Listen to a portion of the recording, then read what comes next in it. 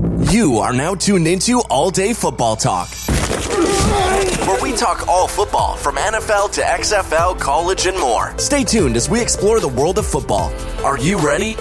Yes, are you ready to join the world of football here at All Day Football Talk? Thank you for joining again for my third episode, man. We are doing it big over here. I'm excited to have you guys listening to me for the third time. Look here. We have some news from the XFL. They had a few matches go on between St. Louis Battlehawks and the DC Defenders. Now, this one was a very close game and a very low-scoring game at that. St. Louis Battlehawks had 6 points to DC Defenders 15 points. Now, most football fans, they know that a low-scoring game, it can get boring at times. But most of the part that makes it boring is if it's teams that you don't like that's in it. It's teams that you cannot stand that's in it. Case in point, Super Bowl 53. Didn't nobody care about the Patriots being in the Super Bowl? Except Patriots fans. Everybody else hated the fact that they were in it. And it was one of the lowest scoring games ever. Nobody wanted to see that game because it was horrible. It was boring. Tom Brady sucked in it, which is why he didn't get the MVP. Julian Edelman did, because he is the only reason that they won that game. I'm going to just be honest. This defense was doing really good, but for some reason, I'm going to say this. Julian Edelman didn't get credit, and neither did the defense. They said Tom Brady was the reason they won. Sorry, buddy. He wasn't. The defense showed out in this game with the defenders on both ends making sure they get millions of interceptions. Now, I'm being dramatic. We know that. But it was one interception that really caught my eye, and it was about Kenny Johnson. He got the ball right before it hit the ground. And it was so nice of a scoop that I had to watch it multiple times. So, let's just be honest. There are a lot of good matches, and there are a lot of good plays happening in the XFL, and I'm excited to keep watching. I'm excited to keep on going because even though it was a low-scoring game, it was more exciting than even that Super Bowl was on Super Bowl 53. So, I'm going to just be honest and say, XFL, you're doing your thing. Now, we're going to talk about the Tampa Bay Vipers going against the Los Angeles Wildcats. Now, this was a high-scoring game, but still pretty close. Tampa Bay Vipers went ahead to face the Los Angeles Wildcats, but came up short. Wildcats beat the Tampa Bay Vipers by 41-34. Now, you guys, everybody knows when you get a high-scoring game, it's an awesome thing because not only are you able to watch this game and you see everybody doing their thing, but it's continuously bringing you in because you're like, oh my gosh, is this person going to stop? Oh my gosh, that's another touchdown.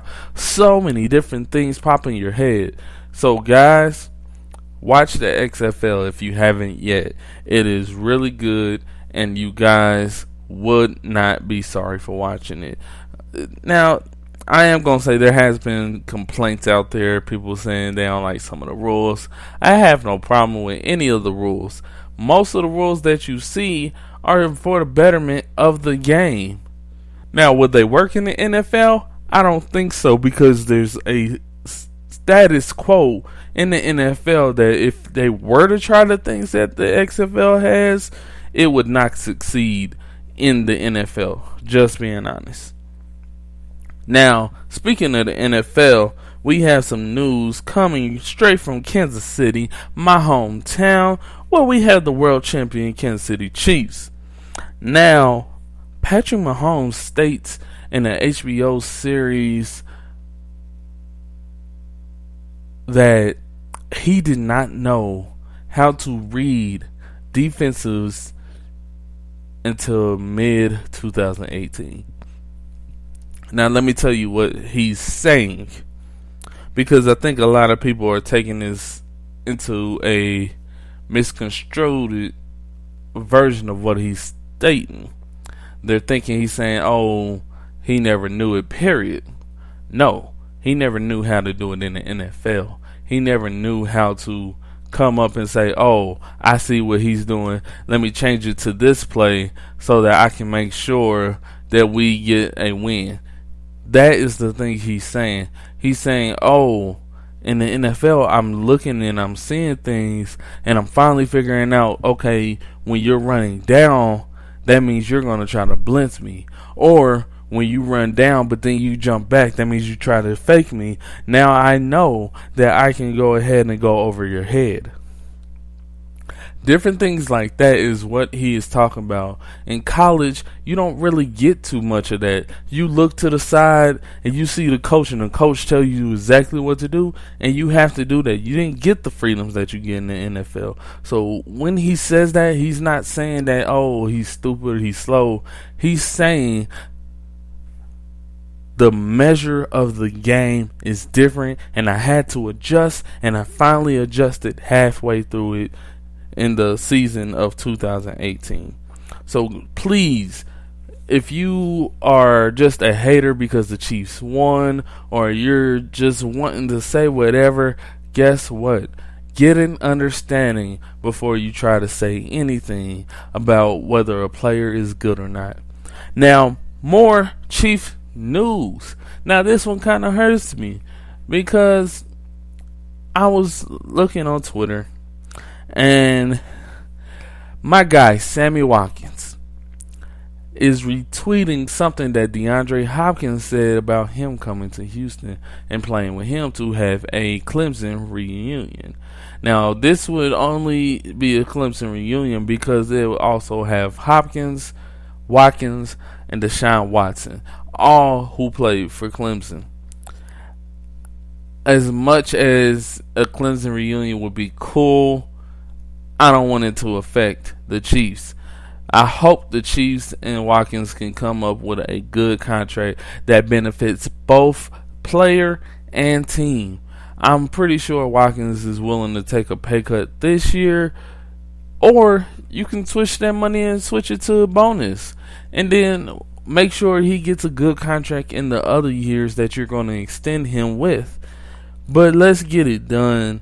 Let's make sure that we keep the core pieces to the team together. Everybody loves each other. Let's keep it together. Not only do we have Watkins to think about, we have Chris Jones.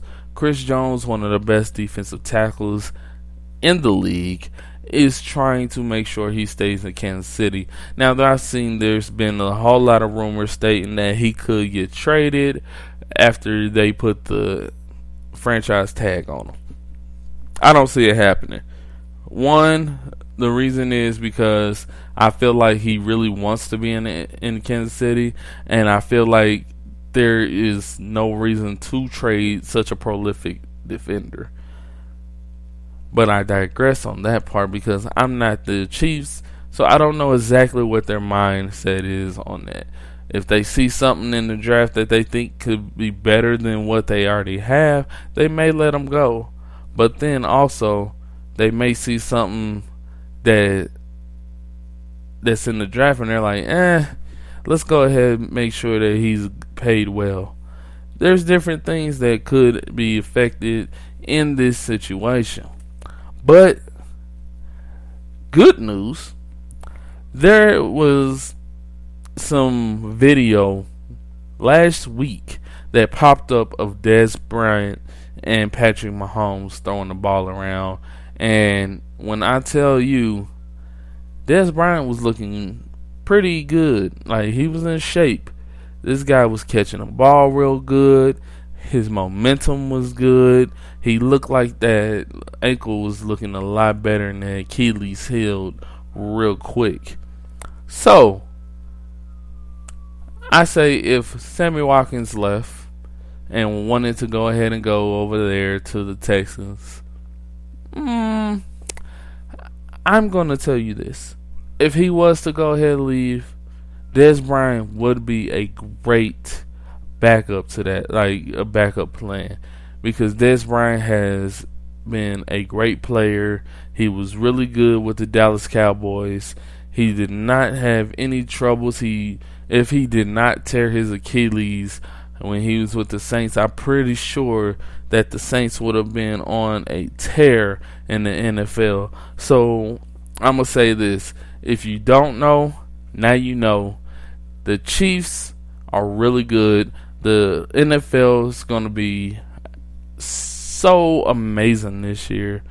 And guys, I'm just ready for the new season to start, because I'm ready for another championship. Kansas City to win it again. You already know. But I digress. Thank you guys for joining. I really do love you guys. Thank you for tuning in. Thank you for tuning into All Day Football Talk. Subscribe and follow the podcast to get more cutthroat football.